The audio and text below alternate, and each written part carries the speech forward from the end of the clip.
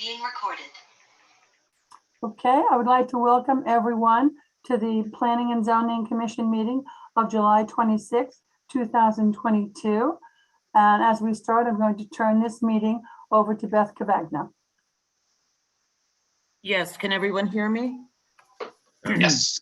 Yes. Okay. I just want to make a few comments in regards to some agenda items on tonight's meeting. First of all, I just want anyone to know that is here to view 6 Cindy Lane. That application has been tabled until August 9th. At that time, we should have by then the proper drawings and such associated with that to review, to finalize that decision. Okay, so in regards to tonight's hearing, the hearing's being conducted via Zoom. There's a referendum going on in the general purpose room. Otherwise, the commission would have made arrangements for it to be held there, so proper social distancing could be observed. When staff was requested to make another public room available, we did so following the governor's executive orders pertaining to the use of the Zoom platform. And I'd like to thank Dion for making meeting room A available for those that wish to attend. Along those same lines, I just want to read the following statement by Laura Vasile, the Bethel Health Director of the town of Bethel. The Bethel Health Department and the Bethel Response Team continue to monitor COVID cases in the municipality and request appropriate COVID prevention actions being taken to limit COVID illnesses in town and in the municipal center. I would not consider the existing COVID cases an outbreak. However, the COVID status is such that it was recommended for workers and others, and if warranted, and make adjustments to work schedules and group meetings to ensure COVID exposure is minimized. We continue to promote the use of COVID prevention strategies, including mask use, isolation and quarantine, Zoom use, separation distances, etc., to prevent more COVID spread and or an outbreak from occurring in town. So I'll leave you with that. And we'll go forward with the public hearing. In regards to the public hearing tonight, there's a few matters that need to be cleared up before anyone makes statements. I would like to speak in regards to statements made by Mr. Colts at the last hearing, and I would refer the commission and the public to town comments in the Google Drive where the state of Connecticut statutes are located in regards to spot zoning and overlay zonings. There is a statute in section 8-2. It's called floating and overlay zones and flexible zoning districts. Overlay zones are allowed by state statute, and this is not spot zoning. Under section 8-2 of our statutes, it states that copies of zoning and subdivision regulations are to be available by the clerk or secretary of the board. In regards to that, our zoning and subdivision regulations and things of that nature are always available by contacting our office. In the times of computers and things of that nature, we usually email them to you and there is no fee associated with it. In regards to comments made in reference to the flood zone and lines being drawn arbitrarily on maps, this is a very involved process governed by FEMA, involving surveyors, elevations, and reviewed by the federal government, where the final result is issued by what is called a letter of map amendment, and this is done by FEMA. The commission's reviewed comments by the you've received comments by the fire marshal and the health department. We're still waiting for the police commission comments. You have not received them as of yet this evening. So this hearing, no matter what goes on this evening, it will have to be continued to August 9th in order to receive their comments for the record. Also, I just want to mention that in the record for tonight's meeting, the following correspondence was received. We have a letter from Patricia Kelly, who lives on Whitney Road, I believe. A letter from Allison St. Germain from 14 Elgin Avenue. Hold on a second. And you'll also see there's correspondence from the last meeting from Bradley Holtz, 1 Fairchild Drive.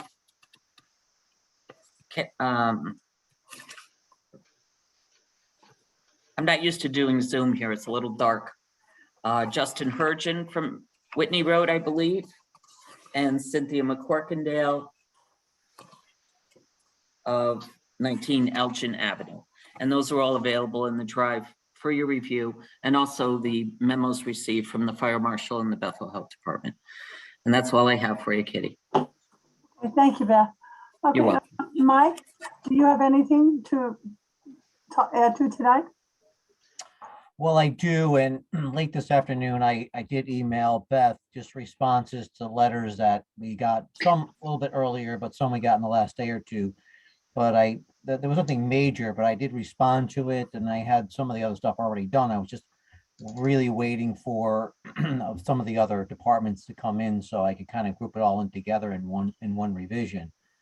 So I can certainly walk you through. Mike, I'm sorry, I did Okay, all see right, it when I I wasn't got sure. home. So I did put it in the, Oh, okay, great. it's up there. If David, you want to share the screen, if you want to do it that way and go through it. Yeah, it's up. Mr. Mizuko, you have the ability to share your screen if you so like. Otherwise, I can conduct the presentation from my screen, whichever is your preference. It's probably easier and better for me just to do it. I would agree. Okay, thank you. Would you mind also just stating your name for the record, please? Sure. For the record, Mike Mizuko, professional engineer, representing the applicant, and here this evening, as well as the project architect, Chris Busnell.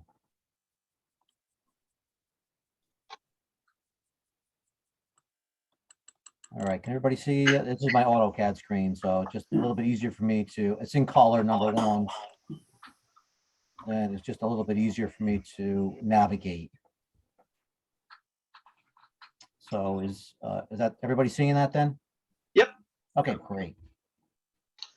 So there was review letters from, or memorandums from Beth Cavagna, and let me just get to the site plan and I'll just walk you through comments and responses. One of them was just carrying the sidewalk across the driveway. So we showed an apron, a concrete apron, and then a sidewalk continuing over. It's a little awkward and wonky here because the neighbor's driveway comes in like right along this line, but we would just provide the sidewalk up to that edge of that driveway. We had shown snow storage in the 100-year floodplain. We're asked to move that out of there, so we did pull that back a little bit. And I'll just go to the lighting. So this is the lighting intensity, and we were asked to remove all of the 14-foot high light poles that we had.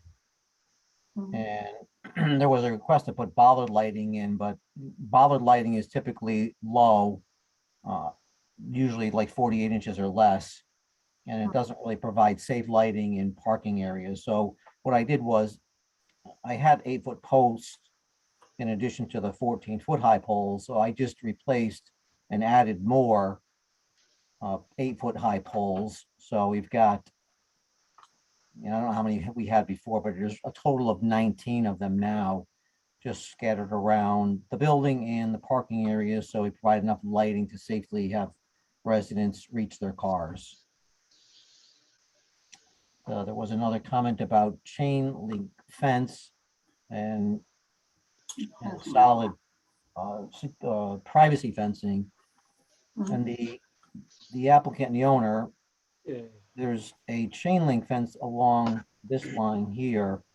And that was per request of the adjacent property owner because his house is located in this area and it really would have just closed off the front of his house. So he had requested just a chain link fence there for visibility. Along this line here is a solid wood fence. When we were out at the site walk, there was some concern about the neighbor in the northwest corner. There is a solid vinyl fence here. The surveyor didn't show it turning, so I had just shown a continuation of the same fence basically along that common property line turning eastward a little bit, just to shield any light from vehicles coming into the parking area, shining towards his property. We added 4 larger trees or crimson maples, and those are along the front here. There's kind of a hodgepodge. I think in this area here, there's like a dual pine tree that's mixed in with a maple, and it's kind of a mess, honestly. And then there was a comment about, and this also came up from the fire marshal, and I'll get to his letter shortly. But it was regards to the applicant providing like egress or a second means of egress from the site. And the applicant's willing to provide some, right to pass and repass, but feels that they're under no obligation to secure a second means of egress to eliminate the need for a fire truck to back up. There's really not a precedent for this, nor a standard that the town has used in past projects. And the other issue is that the applicant's property does not extend out to Paul Street. There's this piece of private property. Find that. There we go. So this is a piece of private, and Paul Street is further out over in this area.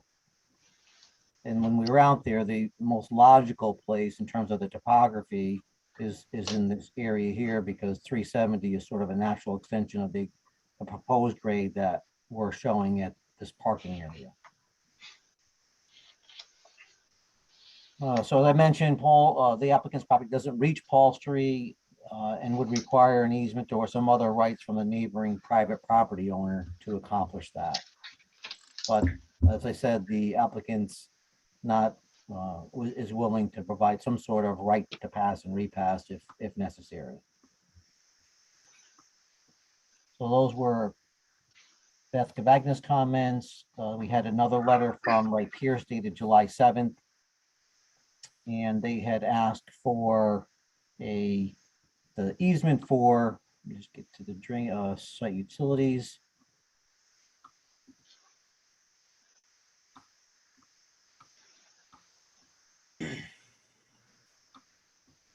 Sorry, my panning is a little wonky. There we go. Oh, I'm sorry, I did show it on the site plan because I had the gravel pad. So currently there's an easement defined by this line here and this line that runs from this manhole or yard drain out to the brook. It's also connected to the drainage at the corner of the road, the intersection of the road there. But there was no easement for that piece of pipe over the Saunders' property. So we just called out an easement to be granted in favor of the town in this note here.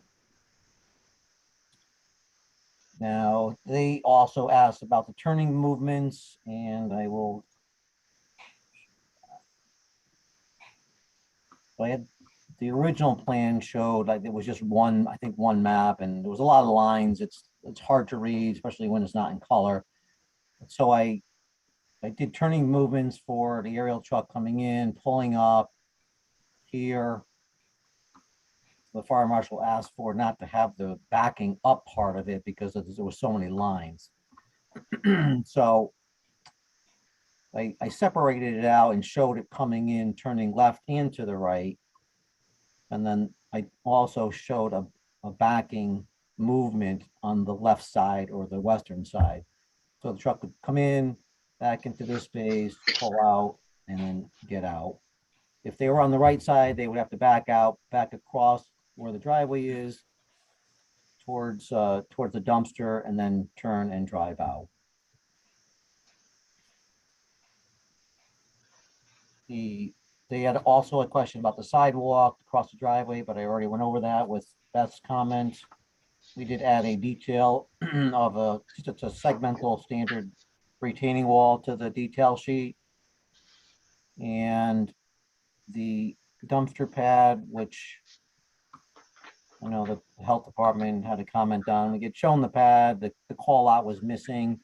So I hatched in the pad and showed the fencing and also called out the size and that it's going to be enclosed with a fence. Wright Pierce asked for a detail of the handicap sign, so I did add that to the detail sheet. And they also asked for the photometric plan, which we just went over and looked at. Yeah, they had just questioned about the parking spaces that are adjacent to the sidewalk. We had shown a wide sidewalk, but just felt that was probably still a good idea to put vehicle stops along that, all the sidewalks there, especially on the western side, because the sidewalk is much narrower than the front. So we did do that. And they had a comment about the infiltration system. I'll just go to the site utilities.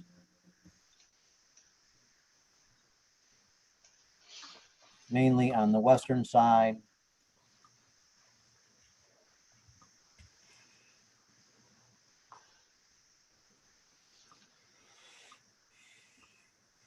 Sorry, my pan function is like.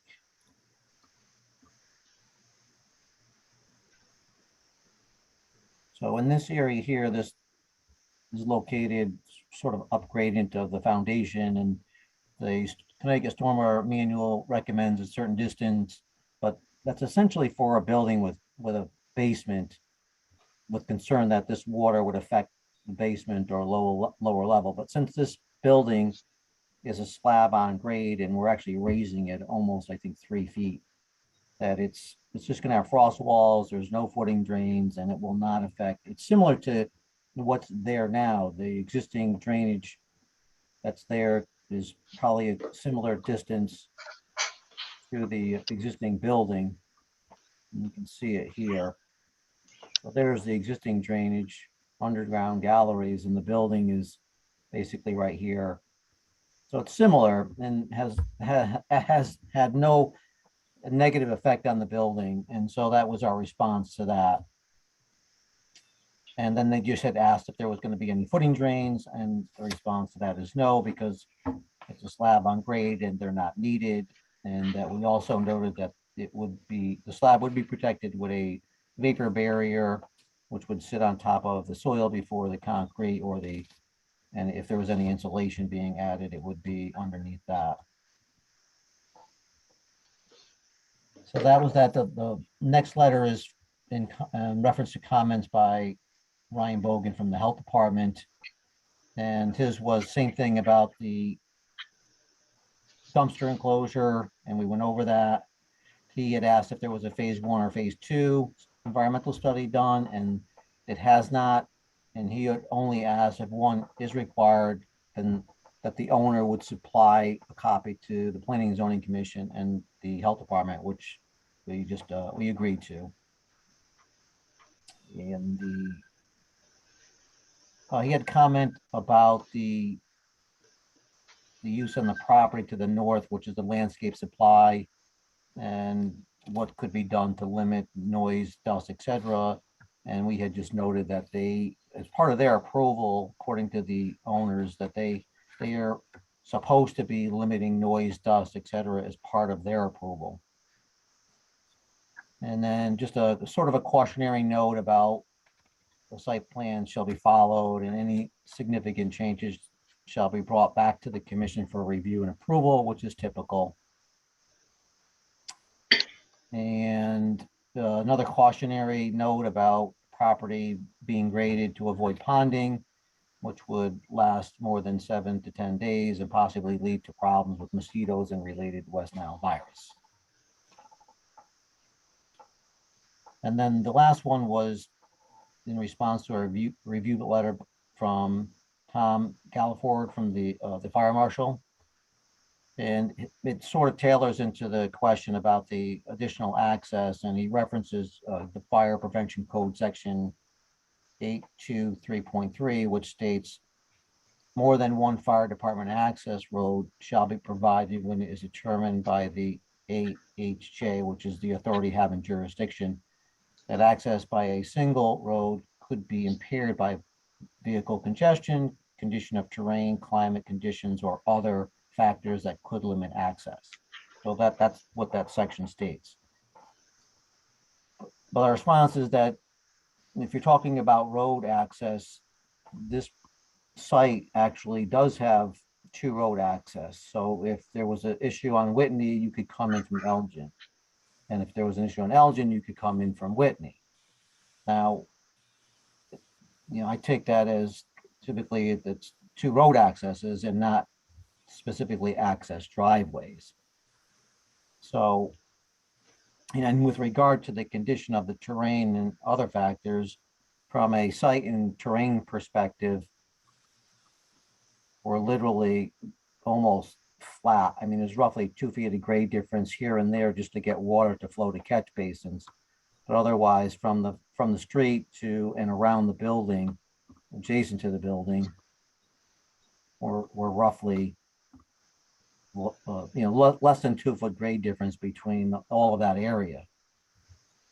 And as far as congestion, and I think he's referring to like the street, but say even the parking. But the point is we do have the required parking we actually have a couple extra spaces than the required parking for the proposed use. And also just wanted to note that the building is fully sprinklered. And then he also had just a comment about the owner shall establish a building address and dwelling unit numbering system acceptable to the fire marshal and building official prior to the building department permit application, which is typical. So that's really the comments and the revisions that were made. They were, like I said, they were pretty minor in nature, but that's where we are with those.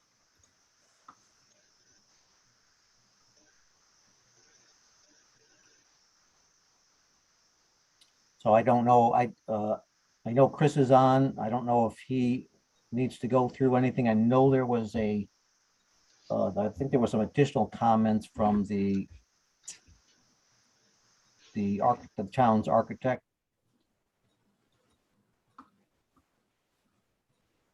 So Kitty, you are on mute.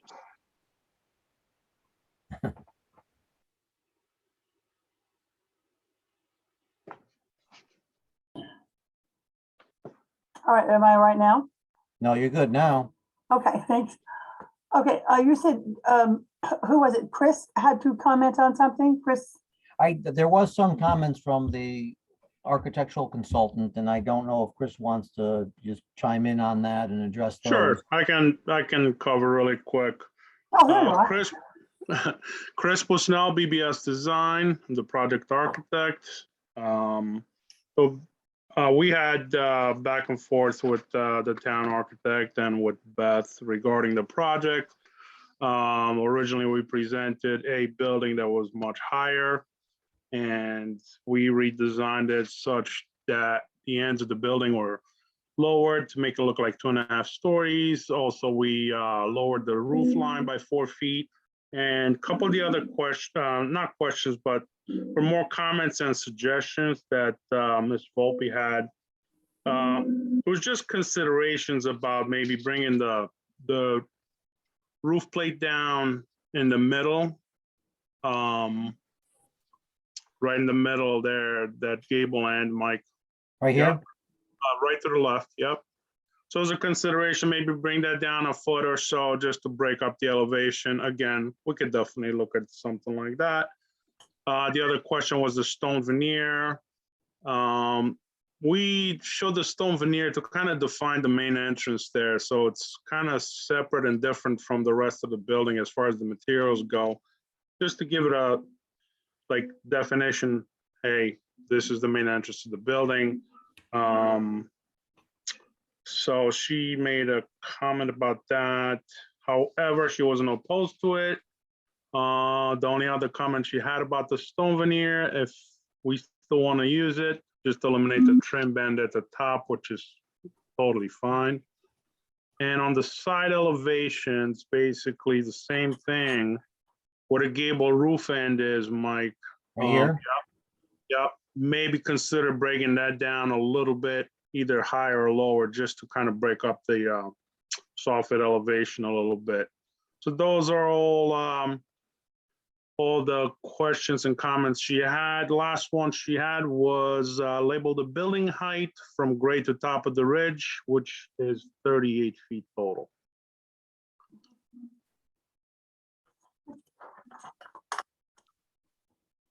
Okay, thank you. Okay, Mike, are you, is that good?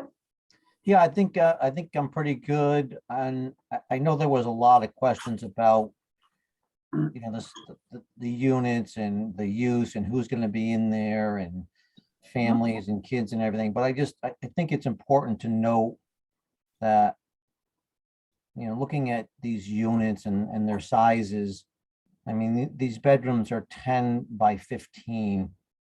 The living area is quite small.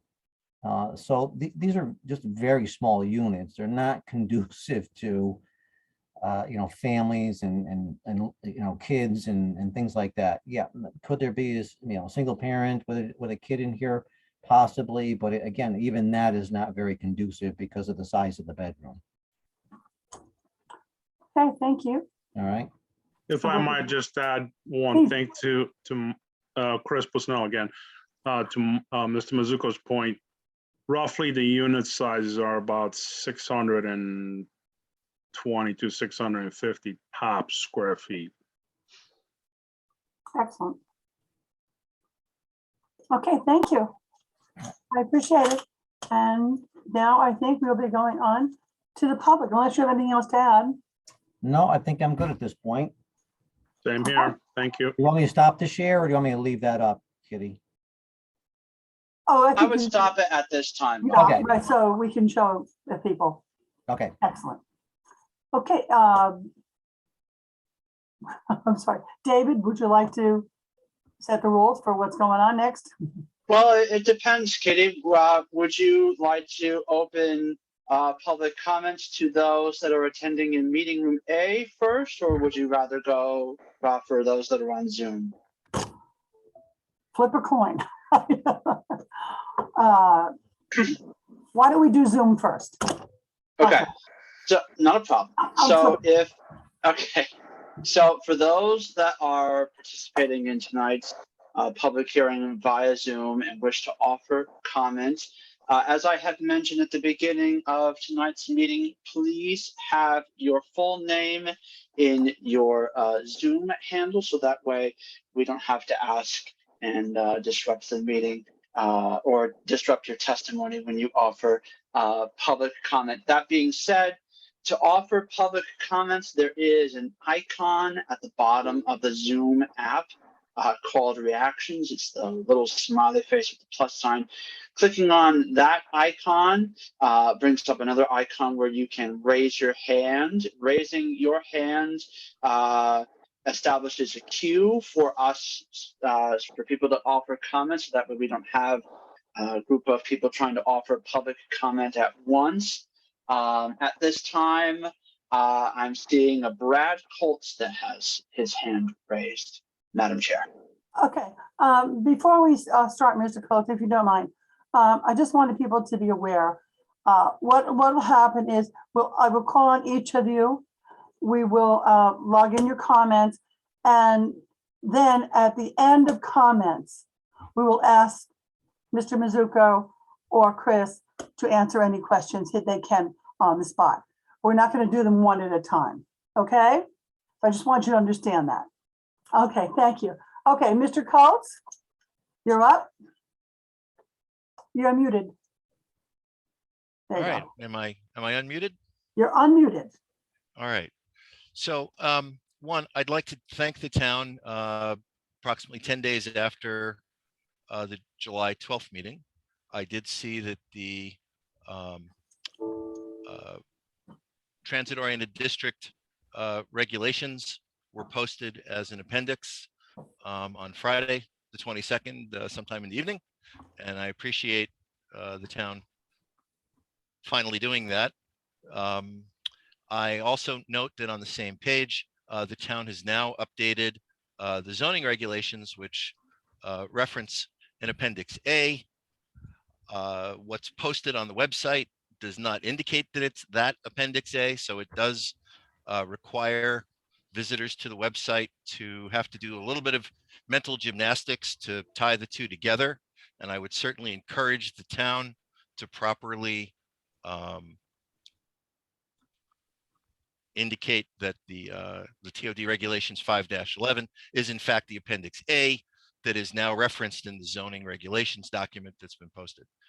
It is still a little bit confusing to folks, but I am absolutely thrilled that the town has finally seen fit 4.5 years after voting on those regulations to make them available to the public without people having to go in and ask for what has been up until now defined as a draft copy of these regulations. So I just wanted to say thank you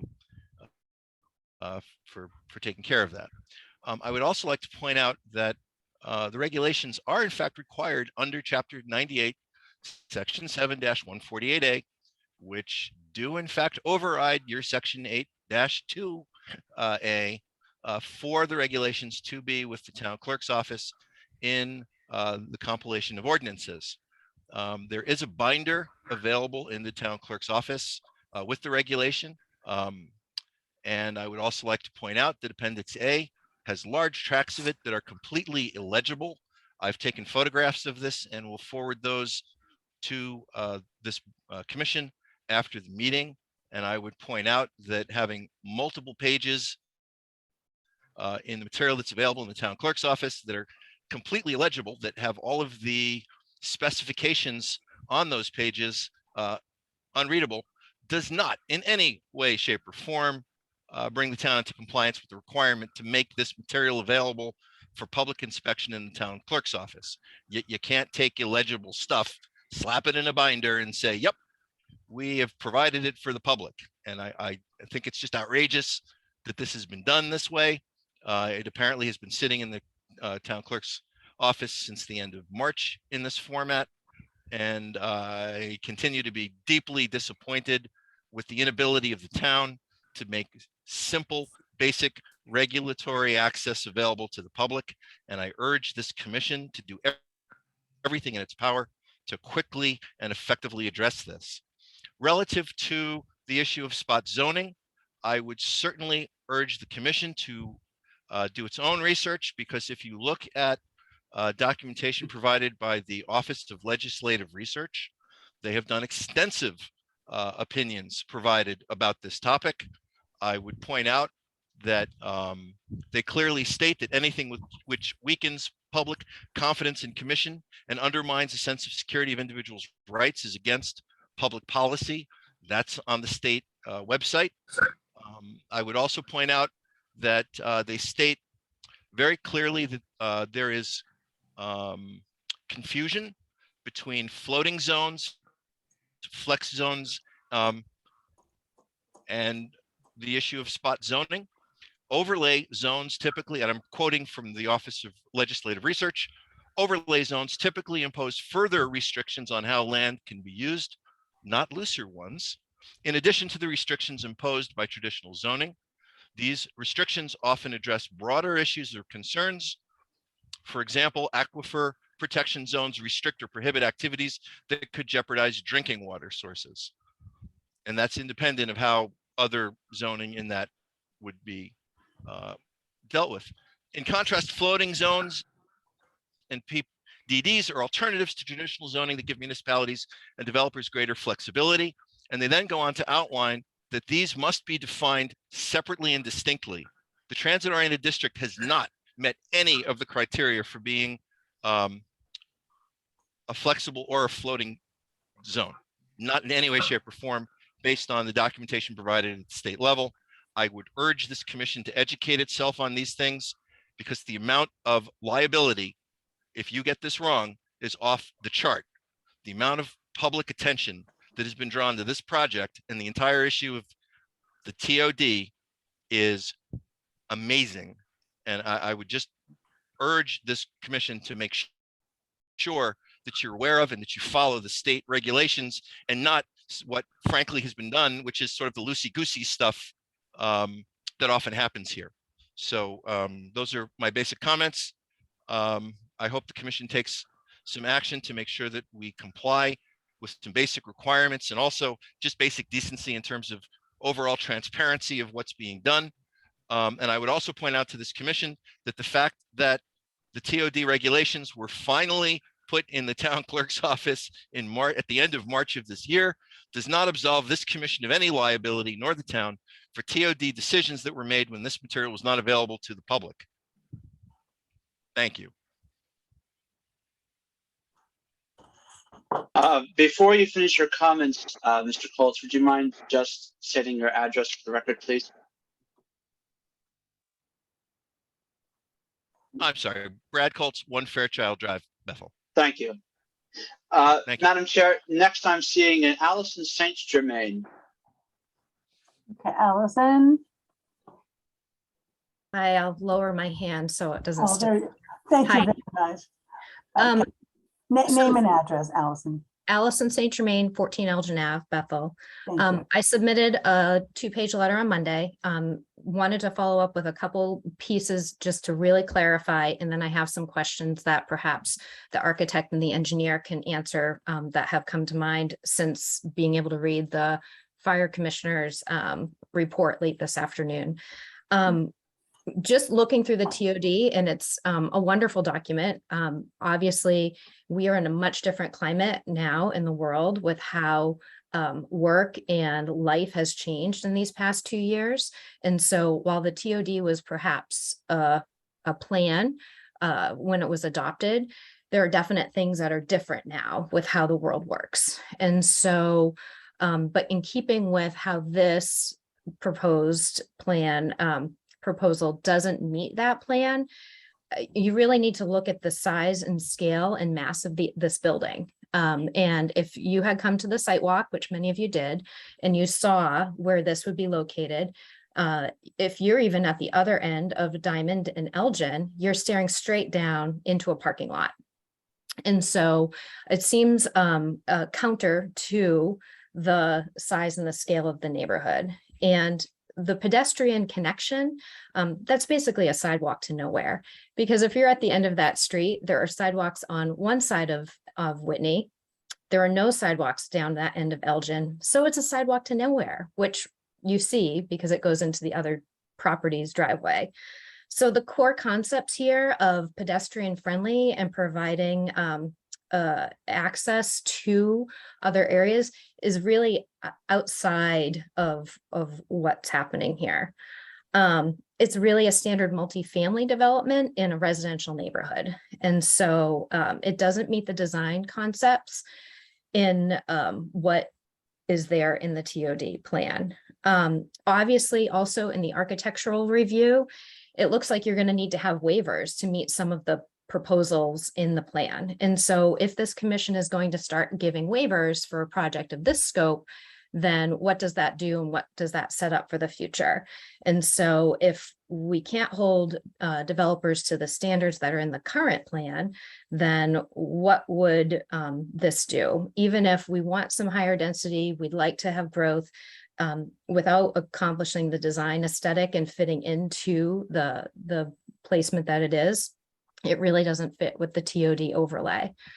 So my questions that I've come up with for tonight that I have a question about, I understand the 2-road access, Whitney and Elgin possibly being considered 2 roads, but this property is located at the very turn there. And so again, they are 2 roads, but there is no egress out the back. And so really wanting to understand the property owner's thought process on that. If you have 30+ residents who also need to leave in case of emergency, how is that going to happen?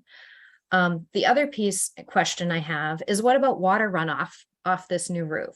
So this is a much larger building than the existing building. And so you're going to have increased square footage. So you're going to have increased water runoff. So more runoff off the building, where does that go? That leads to my second question with that, is that what percentage more pavement is there than is in the existing site? Because if you walk that site, you have the weird hill, which they're going to be leveling down and making pavement. So you've got increased roof line with increased water runoff onto pavement. So you're not going to have that natural absorption into obviously non-pavement. So what will that do to that drainage? And then the final question, looking at the site, are you going to be on public water? I see that it's public sewer, but it mentions something about wells. And so can you address what the water usage and consumption will be, and where will that come from? Will it come from the town water lines, or are you preparing to do wells there on that site? So those are my questions. Thank you very much. Okay, Next, I recognize Lori Krischer. Lori, I'm sorry. Lori Kreischer. Kreischer, I'm sorry. Okay, would you No like to problem. name and address, please? Lori Kreischer, 148 Old Hollyville Road. I just have one question. It was mentioned that the square footage of the apartments are around 600 feet. I personally know families of 4 that live in that amount of space. He had mentioned that it's not conducive for families, but that doesn't mean that families won't rent these apartments. So my question is, will they be restricted to one person or couples and not children? And that's all. Thank you. Thank you. Thank you very much. Okay. And next we have. I don't see anyone else on the Zoom platform up. There we go. I recognize Diane Ryan. All right, Ms. Ryan. Unmute, name and address. Hi, Diane Ryan, 13 Karen Drive. I had sent a letter late today, so you should be getting that and putting it into the record. And I'm going to read it to you now.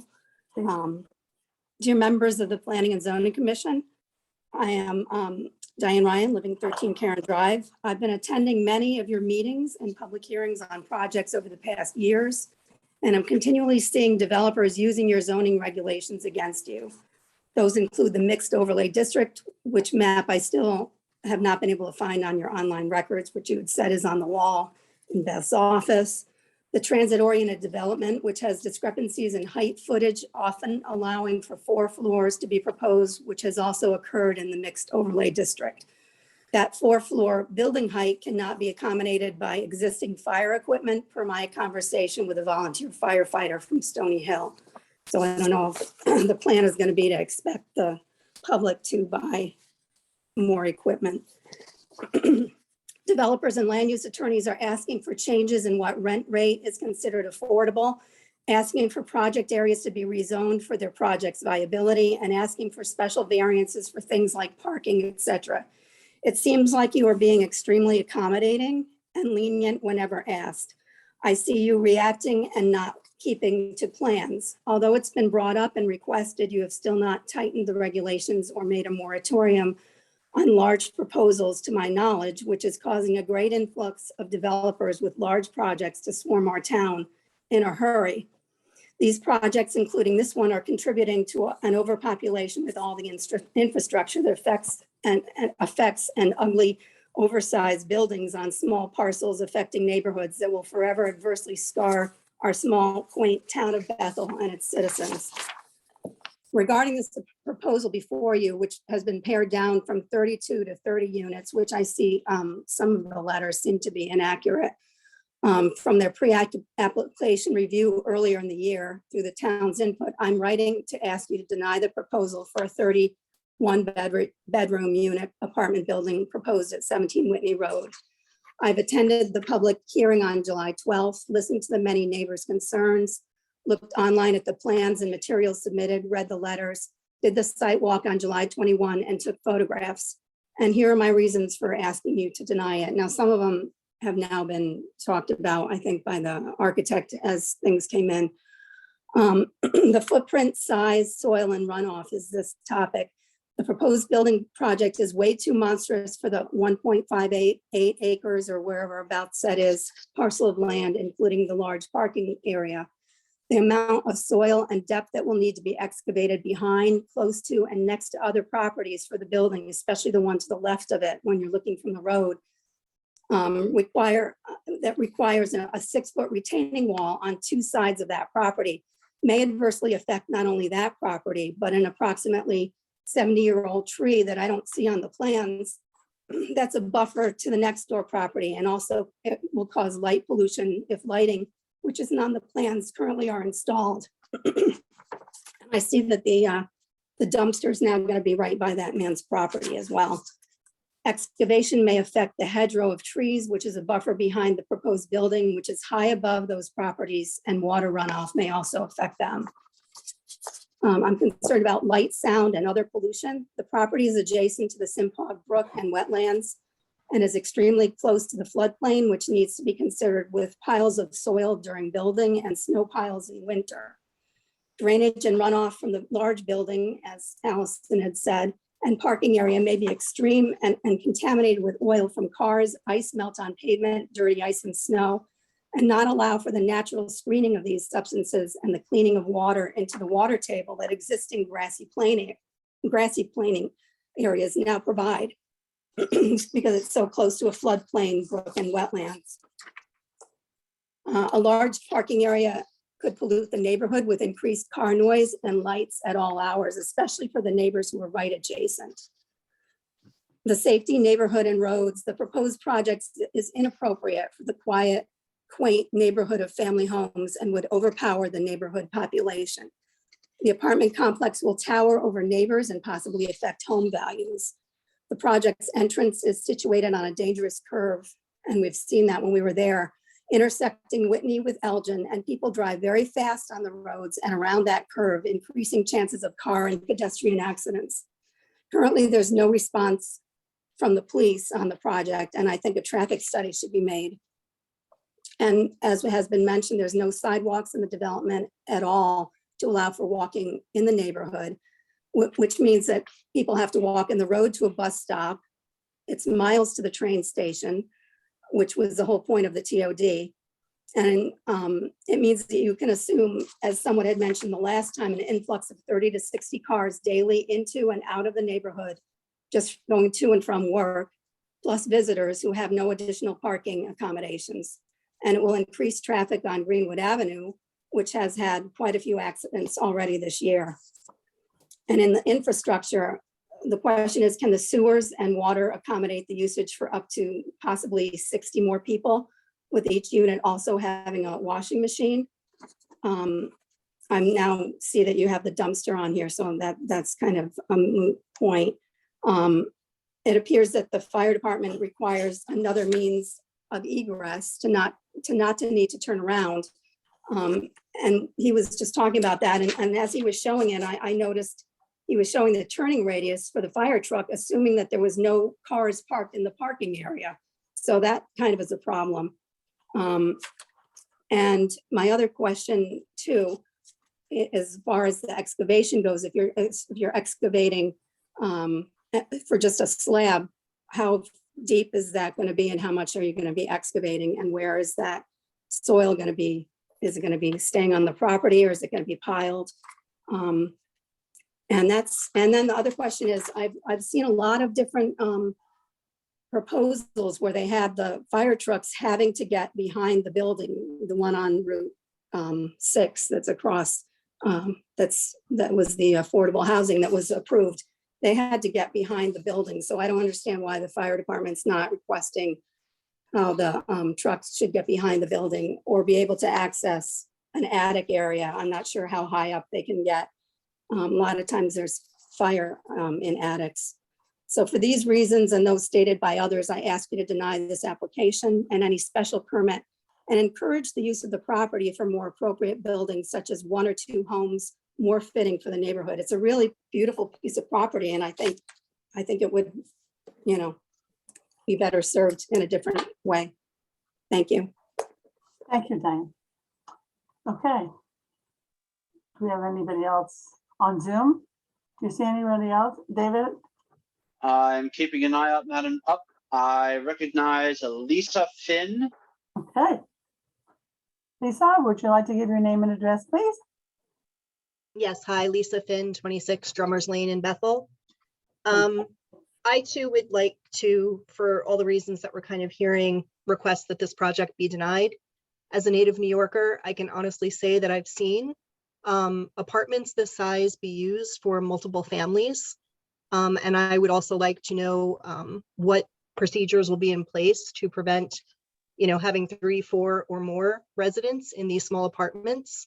Not only that, can that affect the quality of life for the people that are living on Elgin and Whitney, but I'm very concerned about the parking and the overflow. One thing that I would like to hear a little bit more about is how snow removal would be addressed in a complex of this size. I currently live in a condo, and I know that in our condo, there's 15 units on Drummers Lane. We have to actually have people leave the side of the condo in order to get the snow plow to move the snow, and then drive around to the other side, clear out that side. How would that happen on such a small postal sized lot with all those cars? Clearly it's going to overflow onto Elgin and Whitney. And then you have a massive problem with overcrowding where cars can't get through, emergency vehicles can't get through, and possibly residents can't even get through to their homes that currently live there in a snow situation. And so I'd really like to know what the plan is for snow removal on that property. Thank you. Thank you very much. Okay. Is there anyone else? David, on Zoom? Not at this time, Madam Chair. Okay, so can we go to meeting room A?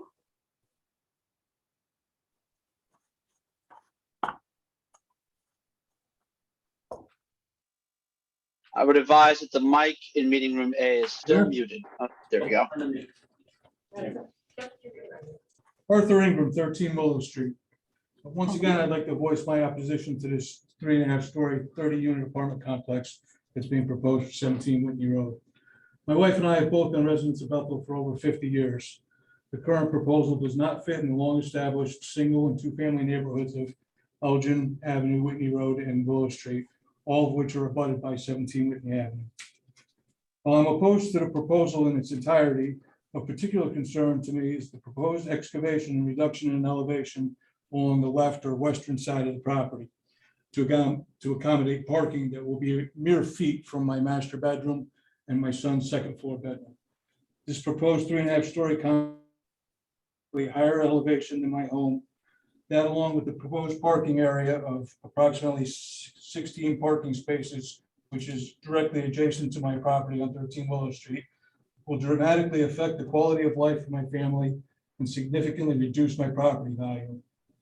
Additionally, any plans for an emergency access road to the Galt property is just plain preposterous, because the only access would be on the immediate property line of my property. I urge this board to deny this application in its entirety. And again, if there remains any desire to develop this property, might I suggest a couple of modest single-family homes that fit the neighborhood. Please stop overdeveloping our town and overtaxing our town's infrastructure. Thank you very much, Mr. Ingram. Excuse me, Kitty. Sure. I'm sorry, my internet connection was unstable. May I have that gentleman's name and address, please? Arthur Ingram, 13 Willow Street. Okay, did you get it? She's frozen now. Did you get it, Mary? Oh, okay, thank you. Okay, who's next Thank you. in meeting room A? Cynthia McCorkindale, 19 Elgin Avenue. Thank you. Okay, I have two things. I was asked to read aloud a letter from residents that were not able to come tonight. So I'm going to do that first. From Angel and Paul Fredericks, 13 Whitney Road. And they said they had sent that to you. I didn't see it in the file stuff. Whitney Road and Elgin Avenue are quiet streets with 1- and 2-family homes, very much the neighborhood. The houses are 20 feet to 30 feet wide, and 1 to 2.5 stories tall. The walkthrough we did last Thursday just cements in my mind how out of place a 130-foot wide, 40-foot tall structure would be out of place in this neighborhood. And the setback from the road was mentioned, but that puts the building back a little, but the parking lot is still in front of it. And that's another feature you do not see on our residential street. During the walkthrough, I noticed that there were cars parked on the street near the entrance to the property. I also noticed the problems these few cars created as other vehicles tried to get around them. This is not a simple corner as it appears. And with people walking and children playing, this is not a good situation. The plan calls for 60 parking spaces. That's 2 per unit. And we must assume that each apartment will have 2 occupants and each will have a car. That fills the lot, leaving Whitney and Elgin as the only other place for visitor parking. It would not be unimaginable that some unit could have 3 vehicles. Whitney and Elgin would now have permanent vehicle parking on the street, which does not work in the winter. And these vehicles won't just be parked, they will be going in and out multiple times per day. How many times would be anyone's guess, but I can certainly see 4 times per day. That's 240 more cars on our quiet roads. When we purchased our house in 1988, we were looking in Danbury. We would find a nice house in a nice neighborhood, but around the corner was an apartment building or condos. This was not what we wanted. We wanted a quiet area. Whitney Road fit what we were looking for and what I'm sure many of our neighbors were looking for. We want to keep it that way. There was talk about this being a downtown location. Calling it downtown does not make it so. We have never considered ourselves downtown. Carlucci's is the only grocery in the area that serves all the needs of the residents. The new Bethel market is nice, but very limited in its selection. So we drive to the store, we drive to restaurants, and I'll bet that young professionals would do the same, adding to the traffic on our street. And speaking of traffic, have you been downtown lately? The traffic is getting worse. Long backups on Greenwood and not always caused by the train coming through. This apartment building will just add to that. I did read in the TOD information that the current infrastructure cannot support what is proposed. A lack of sidewalks is one thing, but also noted is an insufficient waste system. Someone must pay for the upgrades, hopefully not the taxpayers. We always thought this location would be a great place for a park. Of course, there is no benefit to the current owner to do that. A compromise solution would better fit the area would be a few townhouses or 2-family homes. They fit the current zoning and the vibe of the neighborhood. That would keep the feel of our quiet little neighborhood. I'm trying to come up with positives, any positives for our neighborhood. Increased traffic, increased noise, and lower property values. None of these are positives. I am sure it will not reduce our taxes, and it may increase pressure on our school system. Where is the quote win, unquote, for anyone other than the property owner? Those of us that live in Bethel ask that you deny this application. We love it here. We raise our families here. The effects on our neighborhood would be very negative. I hope you're asking yourself, what if this was my neighborhood? Okay, so Cynthia McCorkindale, 19 Elgin Avenue, representing myself. A lot has been said that already says it. Things that stand out for me in some of the comments are the snow issue, because I read, and it might have been in Ms. Cavagna's notes, I'm not sure, but that the snow storage, I guess that's where you push the snow, that was going to be a problem. I could be completely misquoting, but it seems like it would be. Like, where would you put the snow?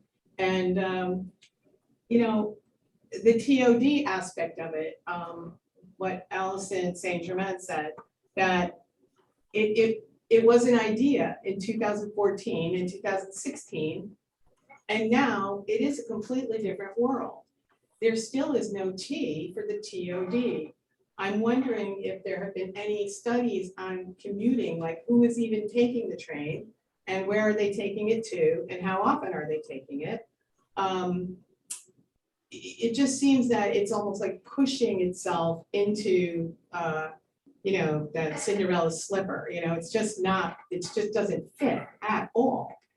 Also, the infrastructure that is supposed to be in place according to TOD regulations that are not in place. The sidewalks are very haphazard. Some of them are buckling up and it's not walkable. I mean, I don't think anyone in this room walked here. I know that, I'm pretty sure. It's just the TOD, I've told this to other people. It's kind of like that movie Weekend at Bernie's, where Bernie's dead, but they keep propping him up, make pretend he's alive because they didn't want to stop the party. The TOD party is over. I think it needs to be completely reevaluated. Speaking of reevaluation, that is coming up. So we're in this weird bubble now where my house is probably worth, I don't know, look in the reval, it's probably going to be assessed at 25% more than it was last time. So this gives a false indicator of what our property values are. So then you stick in a 30-unit rentals, which automatically devalue our properties. And for the next reval, the value is going to plummet. So all I know is our taxes keep going up. I just don't see what's in it for the residents of these streets. You have people who are coming to you, like wearing their hearts, you know, and just really begging for understanding. They had and Ms. Cavagna will remember this, the hearing in Hartford, that when the state was trying to usurp a lot of the decision-making for individual municipalities. I testified against that because I believe that if this continues, especially in Fairfield County, what you do is you eradicate and nullify any reason why someone would want to move here for the quaint charm that people did move here for. I mean, I've lived in this area for a long time. I remember when they had the White Turkey Inn in Brookfield and there were swans on the pond. I don't think we can go back there, but I think we have to be mindful that this is just increasing expenses. There are going to be unforeseen consequences, like vis-a-vis the fire department. They've asked for a 90-foot ladder in the past and Board of Finance rejected it. They're going to have to ask again. You've got 4 stories. You've got that fake across the street. And I'm sorry, but every time I look at that, it makes me feel like, well, it feels like, well, there goes Bethel, because it has nothing to do with anything around it. So that's what I have to say tonight. Thank you for listening. Thank you, Cynthia. Is there anyone else in the room? Is there anyone else in meeting room A? No, I think we're good, Kitty. Oh, thank you. Okay. Anyone else on Zoom that we might have missed? I'm not seeing anyone at this time, Madam Chair. Okay, Mike, the floor is yours. Okay, for the record, Mike Mizuko, representing the applicant. And I'll just go through some of my notes. I may have missed some things, but if I did, please, point them out.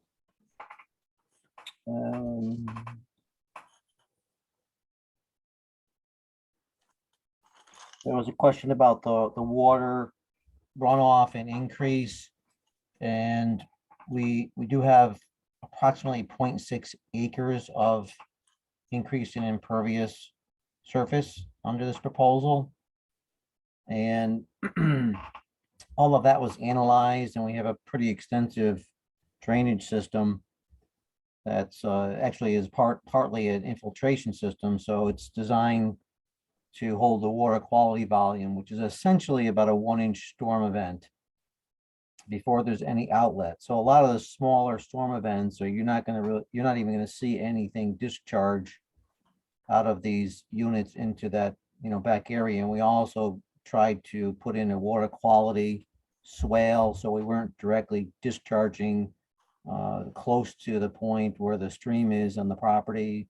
We took it and turned and head north with our discharge to allow some additional infiltration and nutrient uptake before it got to the wetland. And then there's a fair amount of wetlands before you even get to the brook. So overall, quite a bit of improvement over sort of what's there now, where it enters into that drainage pipe.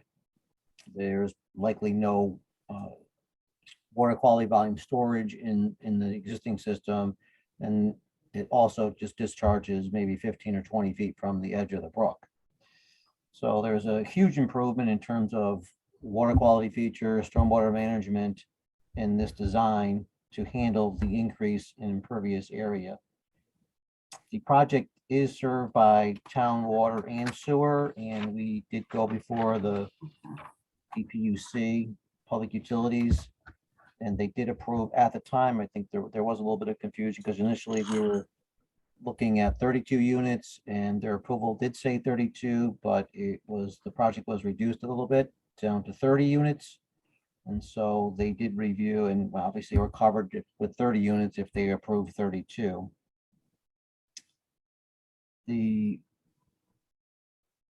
Yes, there is a floodplain line that's close, to the project. We're not filling any further into the floodplain.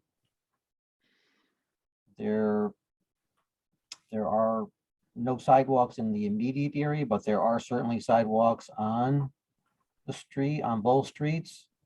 So again, I think if there's a need to have sidewalks and the town's looking to promote the TOD and safe passage of pedestrians, I think the town should look to maybe implement some of these things in the area.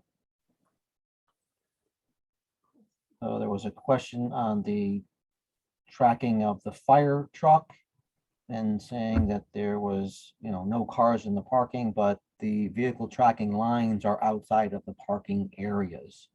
So we're not showing those lines to intrude into any of the parking spaces for those turning movements. Question about snow removal.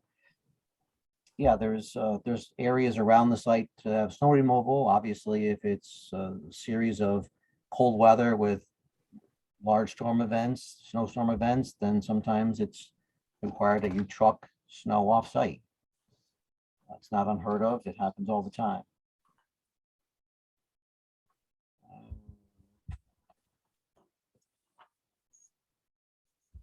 Talk about, the cars, 1 or 2 family houses, and we're not disagreeing. There's a big mix in there. I think there's a lot of rentals too in that area. Again, just going back to the snow, but we do have areas shown on the map for snow removal.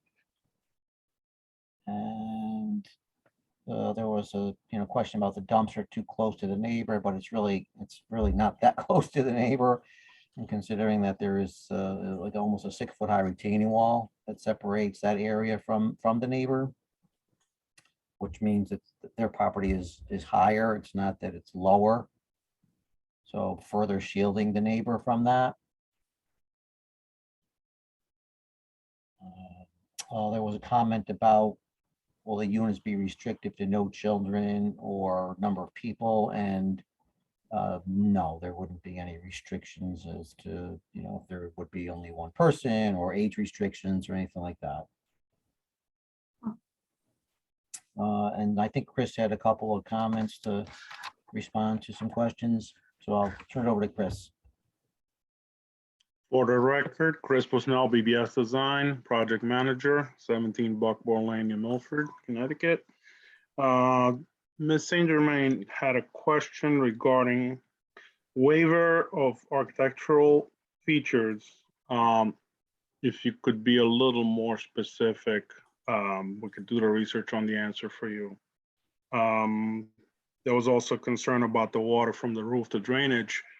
I can assure you the building will be designed with the proper gutter system, rain leader that's going to tie into what Mr. Mizuko was talking about, the drainage system. I also want to go back to the architectural features. You have to understand that the project that we're presenting is sort of a preliminary design. We will make sure that we do our most, how should I put it? We will take into consideration all the TOD regulations. That's why they're there for. So, especially that we might change the building design according to comments from the town architect. So what we are showing here is a preliminary proposal to take into consideration. So final details are not 100% in stone. So to kind of answer your question with the waiver of certain things, That'll come during the construction document phase where we finalize details and stuff like that. So this is still a very preliminary stage of the project as far as the design goes. There was a question about the removal of soil, how deep the foundation goes, how deep is the slab. The slab, since the site is very flat, there's not much excavation that's going to be required for the slab. I think Mike can fill in with that too, but usually for a building like this, the slab is going to be anywhere from 4 to 6 inches at most. The excavation for the foundation is only 42 inches deep. It's a frost wall, and most likely it's going to be a 12-inch thick foundation wall. So there's going to be basically a perimeter around the building about 4 feet deep by 12 inches wide and plus the footing. So there's not going to be a lot of soil being excavated and moved around. And trying to think, looking at the other comments. Yeah, I'll just take over, Chris, Mike Mizuko, for the record, just to talk a little bit more about the cut and fill and earth moving. So we did do a cut and fill analysis on the site, and then when you take into consideration the material that will be removed for the drainage system, installing all of that piping, gravel for the driveways, we're basically going to, net out almost like a zero net in terms of cut and fill. We are elevating where the building is, but when you consider that the material that we're taking out on the western side of the site to level out the parking areas, because you have those retaining walls to level that area out, that material will be used to fill the area where the foundation and the parking areas are. So it's basically almost a net balance on the cut and fill when you consider the extra material that you need to bring in for pavement, base material, things like that.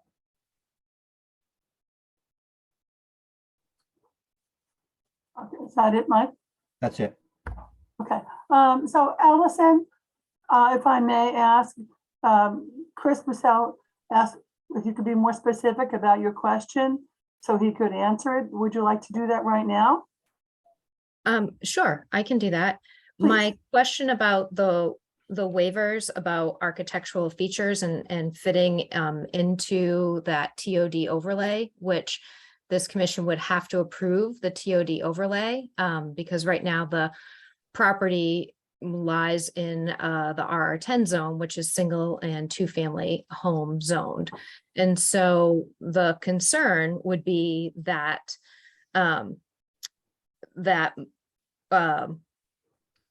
in reading the architectural review, that they will need waivers or variances from the TOD design standards. So for instance, a building that's more than 100 feet in length in the TOD guidance says that that needs to be broken down. And right now this building length is over that. So if you want to go read my letter that I submitted on Monday, I break those pieces down more in detail. The other piece that I have concerns about, and this might not be to Chris as the architect, but in the TOD standards, which situating parking. And so the parking in this situation is in front of the building. And so in all of those renderings, that's what we're seeing.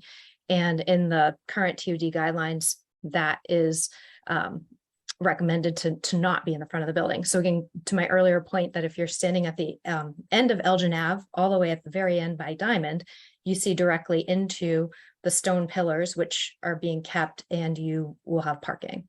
And so again, those are my questions. If we need to follow up in the August 9th meeting, if you need to go read my letter, if you had not read that, that's perfectly fine with me. Thank you very much. Okay, Chris, did you get that? And then I'm sure Beth can make her letter available to you. Yeah, and just for the record, so the way we usually work is Mike Mizuko obviously does the layout of the proposed footprint. We take that and we work within that. So we're not really the ones that came up with the size of the box. And I'm not trying to blame Mike, but originally we had 2 big footprints. We went to 1. So as architects, we're given from the civil engineer the package of the whole site plan, and that's what we take and develop the building and the project. So that's really how the process works. So I can't really comment too much on what variance is needed or granted. I mean, that's probably more Mike than myself. Well, I think the issue with for the record, Mike Mizuko, I think the issue with the length was that the building, the facade had to be broken up and not in a straight line. So it didn't look like as a one big plane across the whole front. That was, I think, the issue there. In which we have jogs and we have recesses, we have balconies, we have different planes. It's probably more obvious in the 3D rendering that we provided that it's not just a one face, one plane kind of building. All right, thank you very much. Okay, so I guess it's time to go on to commission members. Is that all right, Beth? Well, right now, Kitty, there's a few things that I want to bring to your attention before you please, go go to ahead. commission members. One is that the fire plan, Mike, could you just clarify, has Tom received that turning radius plan yet? Did he look at that? He Well, had the one with all the lines, and he asked you to remove some of the lines. He had the one with all the lines, and then I sent him the one with the way it looks now with the 2 separate views. Okay. All right. Okay. Which is what you saw tonight. The only thing that I did different was on the view to the right, I showed turning movements for the aerial truck pulling into the left and being able to back into that backing key and then drive out. Okay, so So he's that's got the to only review thing- that, That's the right? only thing he hasn't seen. He hasn't seen that. Okay. And you also responded to his request for some type of emergency access to Paul Street? I did. And what was that response again? No, Well, right? You know, what the way I'm reading it and understanding the verbiage is that it says that multiple access roads shall be provided. And, you know, that's typical because they don't want long dead end roads. But in this situation, we do have 2 roads. We're not off of a dead end road. Okay. So if there was an issue on either of the roads, you could come in from the other one.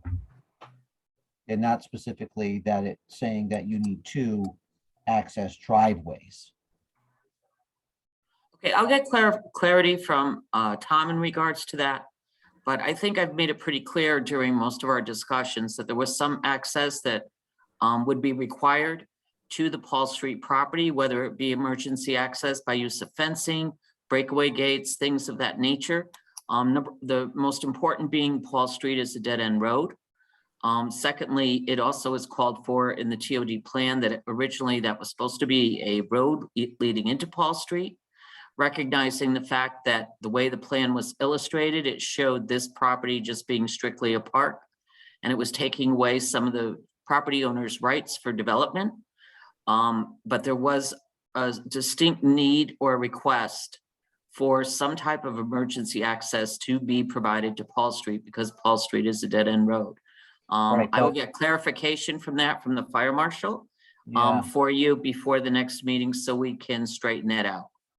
Yeah, I mean, like I said, the applicant is not unwilling to provide these rights to pass and repass for emergency purposes, but we don't have the right to go over somebody else's property to create that emergency access. I understand that. We're not asking you to go over to the other properties to create that emergency access. We're asking you to provide access from your property line to Paul Street. That is what we're asking for.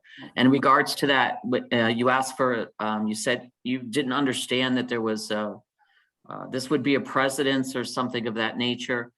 Similar situation arose at the dead end Chelsea Road, which is located in I don't even know, you might have designed, did you design the condos off No, at Juniper? no. I don't know if you did, no, okay. But anyways, there was a dead end road there, and emergency access was provided to the adjoining property on the basis of that someday that was going to be extended, which it was. The other thing that I think that we're waiting for, like I said, is the police commission. The police commission, I think, is meeting this week. I would tell the public to check to see if their agendas are posted. So if you want to go and speak to the police commission in regards to traffic studies and things of that nature, you would have the opportunity to speak to them directly. The other thing I just want to ask or have a better understanding of, again, just for clarity for the commission, is in regards to where the dumpster is located, there is a proposed 6-foot retaining wall associated with that. And right above that wall is a side yard of an existing residential dwelling. And so when they are in that particular area, the residential area, like anything else, sound and air goes up. What are they going to be smelling? I think they're going to be smelling garbage. I am going to go over that with the health department and get a better clarification from Laura Vasile to see if that's an appropriate location for that. The other thing that several of the commission members have brought to my attention, and I just want to bring to your attention as a group effort before they all speak what they have to say, is on the western side of the property where we're dealing with changes in topography and grades and retaining walls and associated with the R10 and the R10 zone, both on Willow and Whitney, which is very unusual to see being applied to the TOD zone. TOD likes to, you have a very large flat piece of property, and associated with the proposed development, the uses that are proposed for the western side are strictly for parking and things of that nature. The changes in elevation do affect the adjacent single family and R10 family zones. The commission, in speaking with me on an individual basis, not as a group, has expressed a lot of concern in that particular area pertaining to the changes of grade in relation to the residential property surrounding it, especially dealing with property owners on Paul Street or Willow Street. I'm sorry. It's right at that corner, isn't it? Willow and Paul goes into one and the other. And I recognize the fact that the parking proposed is to meet the needs of the proposed structure. But I think that at some point, the commission is going to be looking very carefully at their TOD regulations and their TOD master plan, and looking at the size of the proposed structure in relation to the plan itself and the existing properties surrounding it. And if I missed something, please let me know. But you all, please, this is just a individual collaborative that I've received, and I just wanted to make that clear for you guys, make it easier for you to address. If I may, before we go to the commission, there was a couple of things that you said, Mike, that I wanted to be clear about.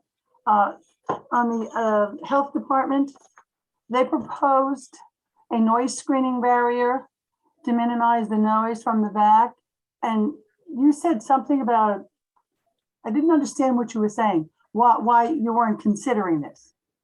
Well, the dust Because you have an control, apartment I building. think, well, there was a couple of things. There was dust.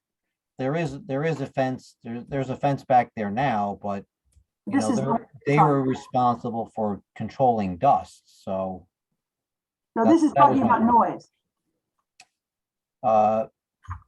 yeah, so I mean, I don't know if they have something stipulated about noise in their approval, but So you're gonna look into it then, yeah. I assume, okay. And the other thing I didn't understand, you said the gentleman who had the chain link fence wanted it to stay a chain link fence? When the owners put that fence in, they spoke with the neighbor, and he said, I can put a solid fence in or a chain link, and the adjoining property owner preferred the chain link because his house is tucked in so far behind that fence that you wouldn't see the house. And he preferred having it as a, I'm thinking of the chain link fence that we witnessed, we saw. And with this chain link fence wasn't tucked in. This was right out front, and it would be right in front of the parking lot. this is, if you go in the driveway, this would be immediately to the right. Now, if you're going in the driveway, okay. Yes. I am walking into the driveway. This chain link fence was on my left. Yeah, no, the one I was referring to. Okay, was so we're the talking one- about a different one. Yeah, yeah, you're Okay, right. all right. I just, before I let the commission, I just wanted to make sure, in case they had a question about a question. Right. Okay, so commission members, you will be next. Mr. Legnard, would you like to start us off? Okay. One comment, I missed the July 12th meeting, but I watched the tape and read all the information, so I'm up to speed on that. The right to pass and repass will give the fire department up to the property line. And then it's up to whenever they develop Paul Street, the Galt property, if someone develops that somehow, connecting that connection, right? Am I reading that right? Yes, that's correct. That's all we have the right to do, is to give. You can't put a driveway across Galt's property without their permission. Correct. Yes, that was my point. Okay, that's all I have. Thank you, Bob. Okay, Rob Wallace? Thanks, Kitty. I think Beth's summary of concerns, I think was excellent. Many of those are mine also. Don't really have too much to add. I'm curious if porous asphalt was considered as an alternative to the runoff situation, the solution that you have currently. If not, I'd be curious to why, or if it was, why did this retention system win out? That all of my other questions really are more for the town as it relates to the TOD and not for the applicant. So thanks. Okay, thank you. All right. Penny? Hi, thanks, Kitty. Yeah, I agree that Beth picked up on a lot of the concerns that that we had. Having done the site walk, especially going outside the property and looking in from the corner of Elgin and Whitney, really brought to bear on me how the impact on the neighborhood. And what is the developer? What is their responsibility as far as ensuring the safety of the neighborhood? We were there at about, I think it was 6 o'clock last Thursday. I think it was 6. And there were kids biking up and down the neighborhood. So my question is, first of all, what is the developer's responsibility to maintaining the safety of that property? Cars going in, cars going out. It is not a huge driveway. And that is a concern to me. The other concern is that when we were looking at so if you're looking into the property, all the way onto the right, what is right now the back of the existing building, there is a really steep downhill. And it could be that I don't do height. I don't mind going up, but going down is not something that I'm really comfortable doing. That to me was a real safety issue. I understand that the developer doesn't imagine that there are going to be children living. These are very small apartments. But I think that in today's housing market, I think I've heard a single parent or a lone parent with a child or perhaps two children, it's not out of the realm of possibility. I thought that was a real eye-opener to me, just this real steep downhill. True, looking over a beautiful grassy area, but that was a real problem.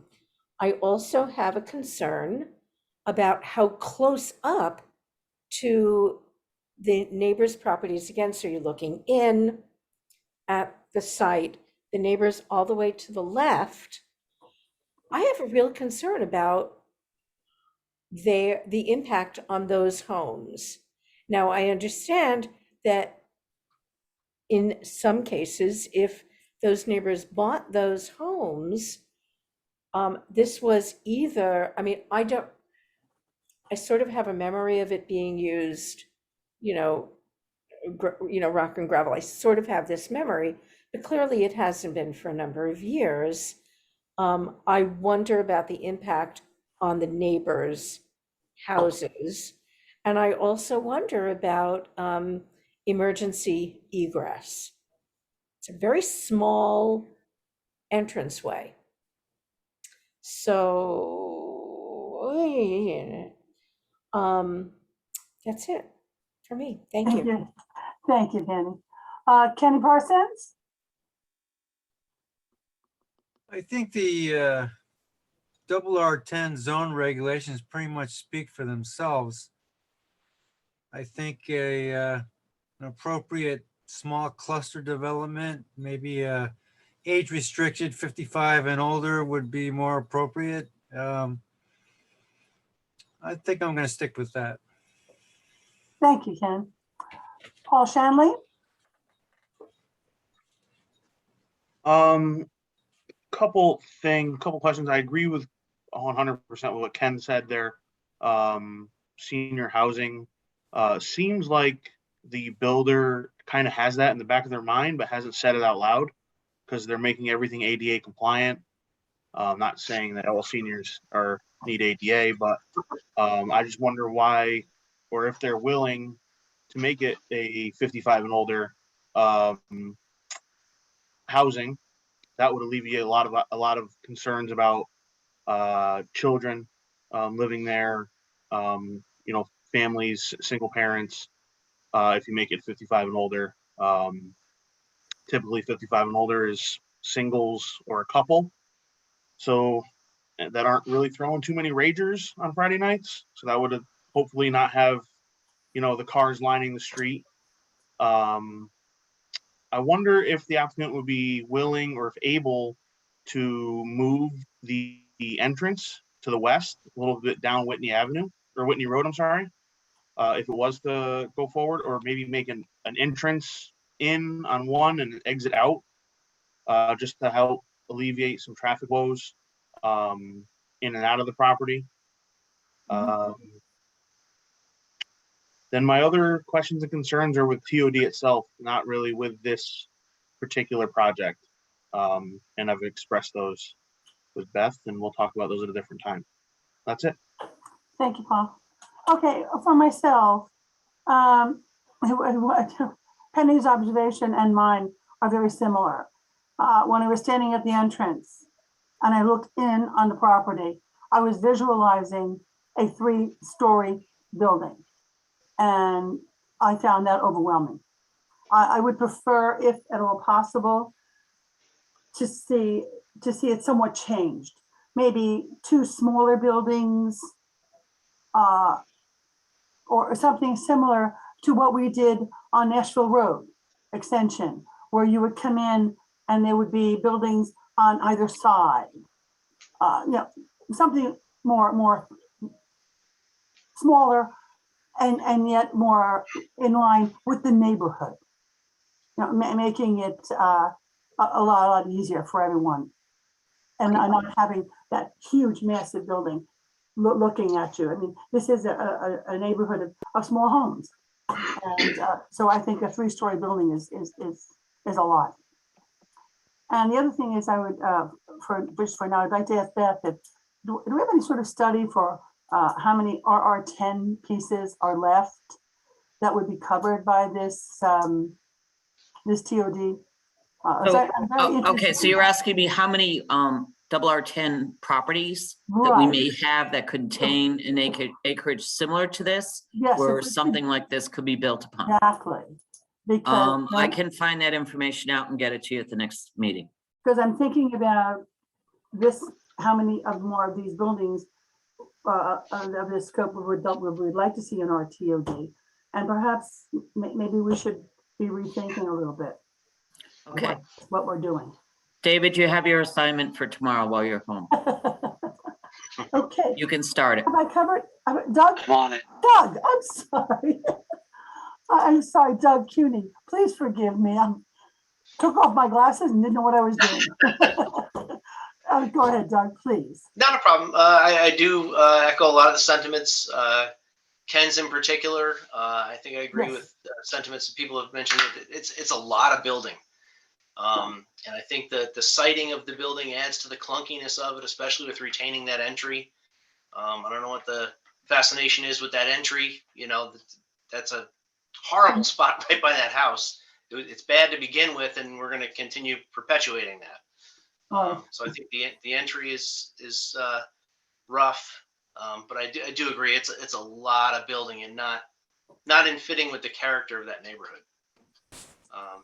So, and again, I would also echo what has been mentioned too about just understanding TOD and what that means. And, you know, is TOD right for us now? Maybe it's not. Some of the things you read about, you know, transit oriented housing, people are doing the housing part first and hoping the transit's going to catch up. And it's not the way it doesn't seem to be working. Not just here, but everywhere. No. So. But just that COVID has changed a lot of things. Yep. Okay, so I think we're done for now. As we said, this meeting is going to be continued until August 9th, this public hearing. And so we'll see you all in 2 weeks. Thank you very much. Have a good evening. Thank And you. now, yes. Wait 1 second. Oh, sure. Wait 1 second. I'm sorry. Is Diane Ryan still here? Yes, she is. She mentioned something about the Route 6 area and the height in the Stony Hill overlay zone. I just wanted you to know that the Planning and Zoning Commission has modified change to their regulations in regards to Route 6. They're going to be having a public hearing on September 9th to eliminate the Schmood zone in the Route 6 area and also to limit height restriction from 4 stories to 3 stories. And that'll be September 9th. Thanks. You're welcome. Thank you. Okay, so that part of our meeting is over. And we are now going to go into our business meeting. And I am going to seat, let's see, Doug for Ken Stevens. And I think that's about, and Rob for Rich Tibbetts. Okay. All right. So we have the meeting minutes of July 12th. Has everyone had a chance to read those minutes? I move that we accept the minutes of July 12th, 2022. Second. Thank you, Bob. Thank you, Penny. All in favor? Aye. Aye. All opposed? Abstentions? Motion passes. We also have the minutes of the 19th too, that you sent us, Beth, yes? Yes, I make a motion to accept the minutes from the 19th. Second. Okay, thank you very much. All in favor? Aye. Opposed? Abstentions? Motion passes. Okay, invoices.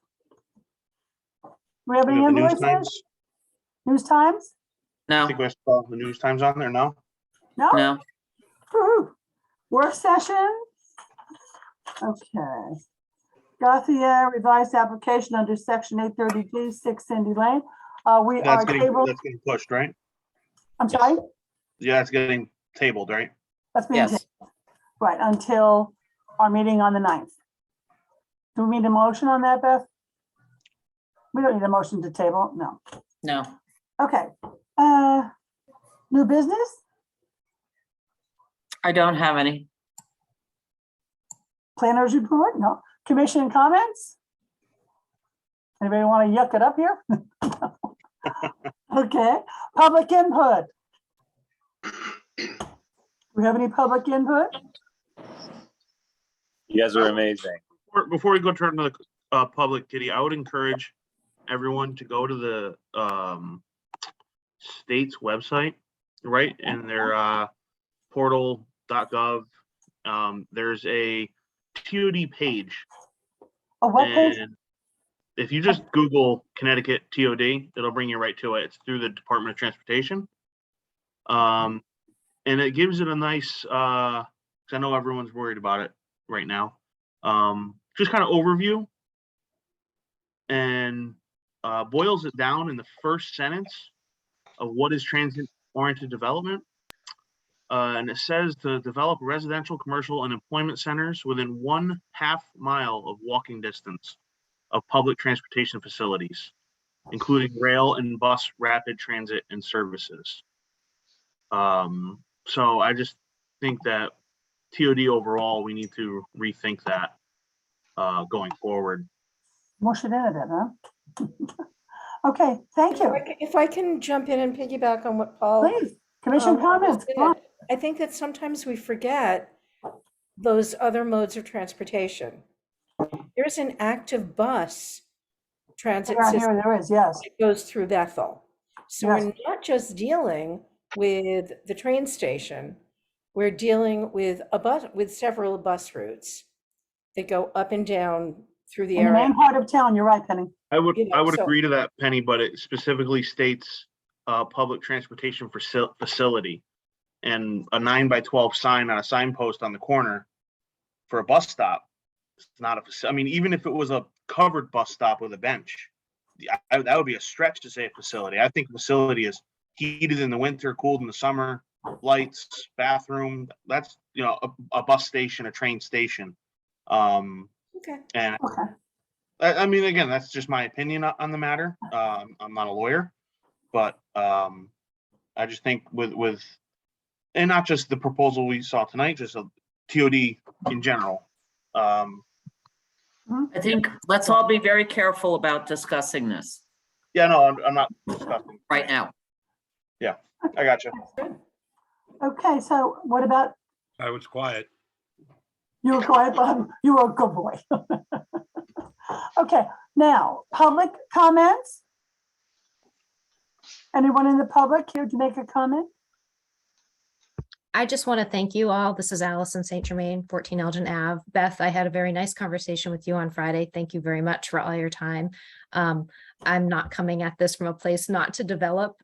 Certainly the property owner needs to be able to do that. But thank you very much for listening to the concerns. And so you've been very gracious, and definitely I have learned a lot in the past 3 weeks. So thank you all for the work that you're doing. Oh, thank you. But this is what the public hearing is for. And I thank you for being part of it, public. All of you. I really mean that. Madam Chair, BJ Liberty has her hand raised. BJ Liberty. Ms. Liberty? BJ Liberty, with 8 my Grant knee. Street. I've got a question. When in the TOD zone, when an applicant talks about the master plan, would that be the POCD, the TOD plan, or something else? What is the master plan? When an applicant is talking about development in the TOD overlay zone, they're referring to the master plan of the TOD, not the POC, not the plan of conservation and development, which covers the whole town of Bethel. Okay, thank you. There you Thanks, go. BJ. Good night, BJ. Okay. Do we have a motion to adjourn? So Motion moved. to Motion to adjourn. Second. All in favor? Aye. Aye. Opposed? Motion passes. Good night. Have a good evening.